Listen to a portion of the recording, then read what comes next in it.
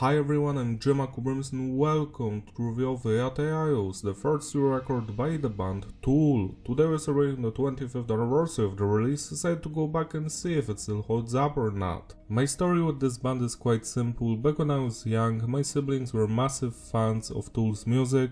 They had their entire discography and I would listen to it. Soon after that, this record came out and I remember seeing the music video for Schism on the TV. To this day, it's one of my all-time favorite music videos because it's just so strange and mysterious. We've got the classic lineup of the band here with Maynard on the vocals, Adam Jones on the guitars, Justin on the bass and Danny on the drums. This is the second full-length release with Justin in the band. The production here was handled by David Bottrell, the same dude that did the previous two records, and it's tight, it's clean but heavy, no loudness or no clipping, just the way I like it. It sounds just as good as it did 25 years ago. Message is diverse, the songs are about personal struggles, relationship issues, tensions within the band, conflict with the record label, but also letting go of grudges.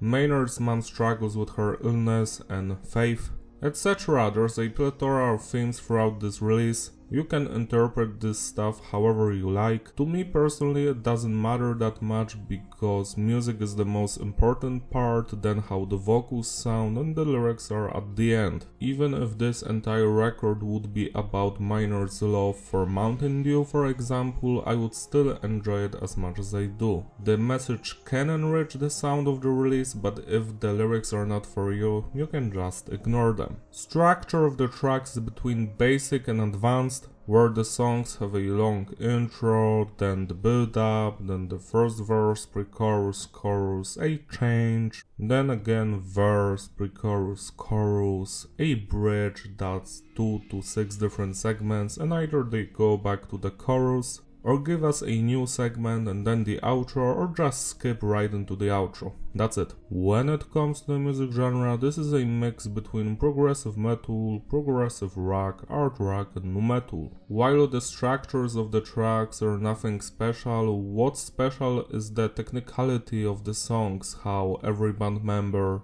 wrote very hard parts for themselves, and that's what resonates with people to this very day. Now let's talk about the musicianship. Let's start with the band's drummer Danny. His playing is phenomenal. His playing is full of passion and talent, the speed, the technicality, the groove, the style, the precision of his playing, it's all here and it's phenomenal. Next we've got Justin on the bass, and the bass is audible. He doesn't follow the guitars that much, usually he just does his own thing, which is commendable because some of the bass lines on this release are way better than the guitar riffs will ever be. Then we've got Adam Jones and his guitar playing, and it's tight. I love his punchier, groovier guitar riffs, mixed with those more intricate ones, the melodic ones in the background. With his playing, he creates that one-of-a-kind atmosphere throughout the songs. That's commendable. Then we've got all of the electronic and tribal elements throughout the record, and they do enrich the sound of it. Last but not least, let's mention the vocal performance by Maynard, and it's all over the top, it's beautiful. His singing, shouting, yelling, screaming is all on point, it's emotional, it's full of passion. This record is filled with his best performances, same as the previous one. Now we can finally rate the individual songs. The album opens up with the Grudge, which is almost 10 minutes long, and this one for me is one of the highlights of this release. I just love the intro, then the build up, doom doom doom doom, and that beautiful bass line. Then the vocals come in, where the grudge like the crown, no. From the very first minute of this song, you know that you're listening to Tool. They have their own identity and style. I love the verses with clutch it like a cornerstone, otherwise it all comes down. Southern essence, just 1 or 10, humbled again. Something like that, I just love that part so much.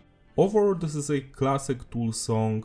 For me personally, it could have been slightly shorter, but that's just me. 10 plus out of 10. Eon Blue Apocalypse is about the passing of Adam Jones' dog. Rest in peace. On this channel we love and respect the dogs. It's a great instrumental and it transitions well into the next track. 8 out of 10. Disposition is and always will be the best Tool song, period. I don't care that it's not popular like their other songs. When I first heard this one in 2001, I fell in love with it. At the time I didn't even speak English because it's my third language. To me this song transcends everything. The beautiful guitar riff at the beginning, and then that bass line, that damn bass line comes in. Wah wah wah wah wah wah wah wah. I cannot play the music for you because they will copyright strike this video, but I just love that bassline. It's my favorite moment in Tool's discography. This is that track about Maynard's mom struggles with her illnesses, but it's also about being patient and not losing faith or whatever. And it has such a good vocal performance from Maynard as well, because the instrumental work, we all know it's flawless and the best from Tool. Is this a test?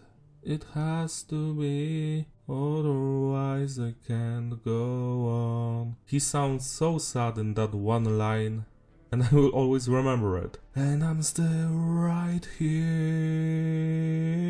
Doom, doom, doom, doom, doo, doom. Wait it out, gonna wait it out. Be patient. Something like that. I just love every single section of this song. It might not have that impressive scream from Maynard that's in the Grudge, where he sounds like he's the kamikaze from the series Sun video games, but this song doesn't need it. It's already perfect, and because of that I've doomified it for today's anniversary. You can check it out after this review, or maybe you've heard it already and now you're checking out the review. You can write down the comment section if you came here from the Doom Soundphone Disposition video. This will always be my favorite Tool song, 12 out of 10. Mantra is an interlude to the next song, Schism.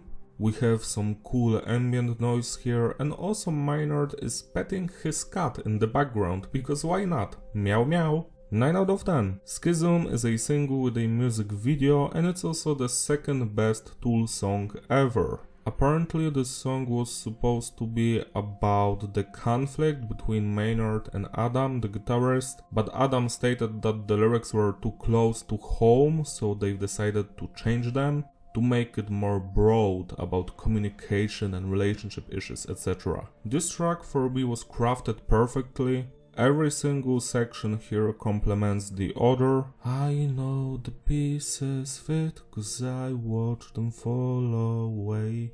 Me, me, me, me, me, me. Also the amount of memes we've got because of this song. I know the pieces fit. And he's trying to push a triangle into a circle opening. It's so funny. Anyways, I do love the message of this song. If we don't talk to our closest people, we might drift apart or stop understanding each other.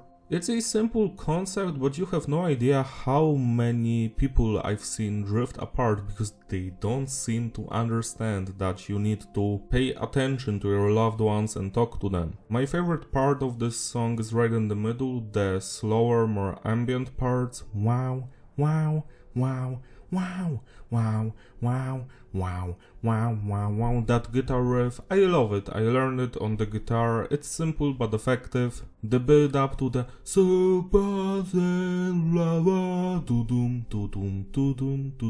and then that final section with I know the pieces fit, how he's getting more and more angry, and then we get that cool explosion with the drums.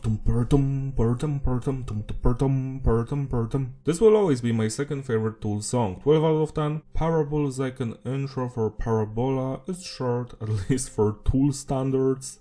It's calm, laid back. I do enjoy that all pain is an illusion line, and that main melody boom boom is very cool as well. But overall I feel like this is one of the weaker tracks here. Sorry guys, 8 out of 10. Then we've got Parabola and